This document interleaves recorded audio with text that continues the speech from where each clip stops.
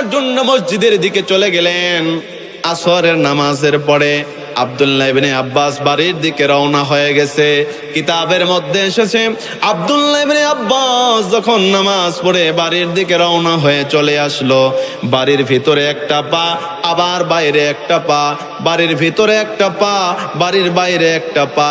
ঠিক এন্ডিমেন্ট টাইমে আব্দুল্লাহ ইবনে আব্বাস দেখে তার বাড়ির সামনে যে একটা খেজুরের গাছ আছে, ওই খেজুরের গাছের ডালে একটা ছোট্ট পাখি কেন জানি মানুষের ভাষায় আব্দুল্লাহ ইবনে আব্বাসকে ডেকে ডেকে বলতেছে, ও আব্দুল্লাহ ইবনে আব্বাস, একটু দাঁড়াও দাঁড়াও, তোমাকে আমি একটা সুসংবাদ দেওয়ার জন্য এসেছি। জোরে বলেন সুবহানাল্লাহ। আব্দুল্লাহ ইবনে আব্বাস অবাক হয়ে গেলেন। আব্দুল্লাহ ইবনে আব্বাস ডেকে ডেকে বলতেছেন, ও পাখি রে, কি একটা করুণ দৃশ্য দেখেন।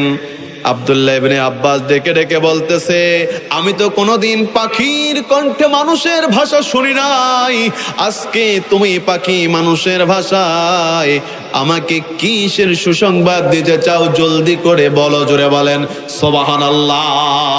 আব্দুল্লাহ ইবনে আব্বাস যখন এই কথাটা বললেন, পাখি এবার ডেকে ডেকে বলতেছে, ও আব্দুল্লাহ ইবনে আব্বাস, শুনে নাও শুনে নাও, তোমার আর এই দুনিয়াতে বেশি দিন আয়ু আর নাই।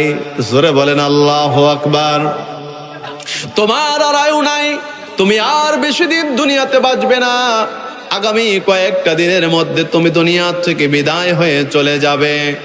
ও আব্দুল্লাহ ইবনে আব্বাস, তোমাকে সুসংবাদটা দেওয়ার জন্যই আমি এসেছি। জোরে বলেন সুবহানাল্লাহ। আব্দুল্লাহ ইবনে আব্বাস বলে, ও পাখি শোনো, আমি তো এই কথাটা আগের থেকে জানি। কে যেন আমাকে রাতের অন্ধকারে ঘুমের মধ্যে স্বপ্নের মাধ্যমে বলে দিয়েছে আমি আর এই দুনিয়াতে বেশি দিন বাঁচব না।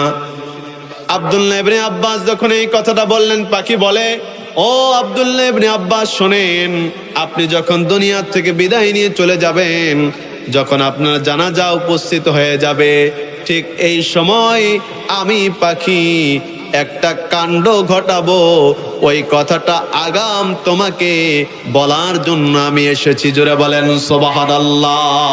মুসলমান ইমানদার কথাটা কেন বলতেছি জানেন? কোরআন মানলে কেমন করে আল্লাহ রাব্বুল আলামিন জান্নাত দেয়, আর কোরআন না মানলে কেমন করে আল্লাহ পাক রাব্বুল আলামিন আপনাকে আমাকে জাহান্নামে নিক্ষেপ করবে। এই কথাটা বলার জন্য করে আমি এত দূর পর্যন্ত যাচ্ছি। শুনতে রাজি আছেন? জোরে বলেন। আব্দুল্লাহ ইবনে আব্বাস কিছুদিন পরে দুনিয়া থেকে বিদায় নিয়ে চলে গেলেন। আব্দুল্লাহ ইবনে আব্বাস যখন মৃত্যুবরণ করলেন,